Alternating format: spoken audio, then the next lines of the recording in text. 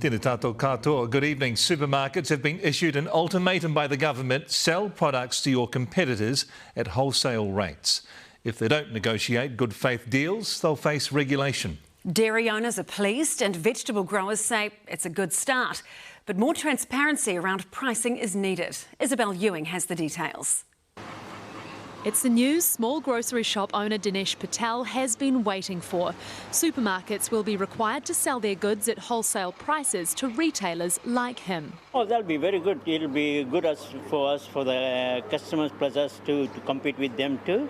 And that way the small business people will be able to survive too, you know. The change goes further than what was recommended by the Commerce Commission in its review of the $22 billion groceries industry. It said any wholesale regime should be voluntary. If you're a new competitor in the market, you simply can't compete if you can't get access to wholesale. At the moment, the wholesale prices are very different from what they get and we get. The government has told supermarkets to negotiate wholesale supply agreements in good faith, but there's a question mark over when the new law forcing them to do so will be introduced. David Clark hopes by the end of the year.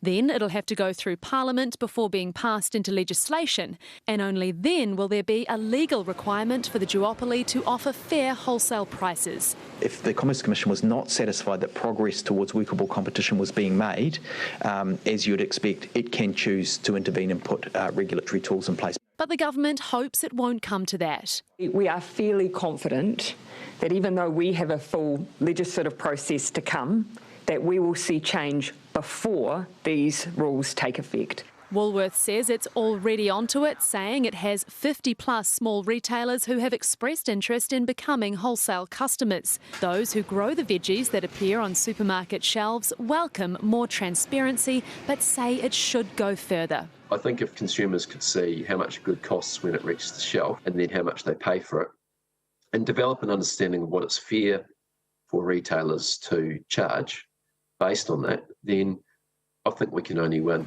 Whether consumers will be winning as a result of today's change and how soon is still unclear. Kia ora, Isabel. Well, how likely is it regulation of the wholesale grocery market will happen?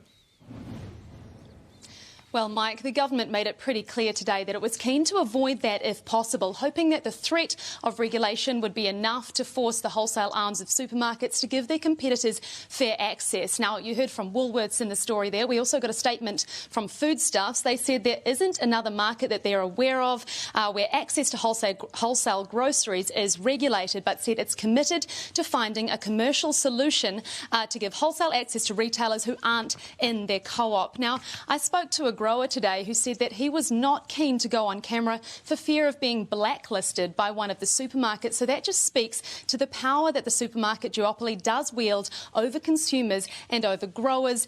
And it's clear that from what that grower said in the story as well, that greater transparency is surely better for everyone. Isabel Ewing live from Parliament. Tēnā koe.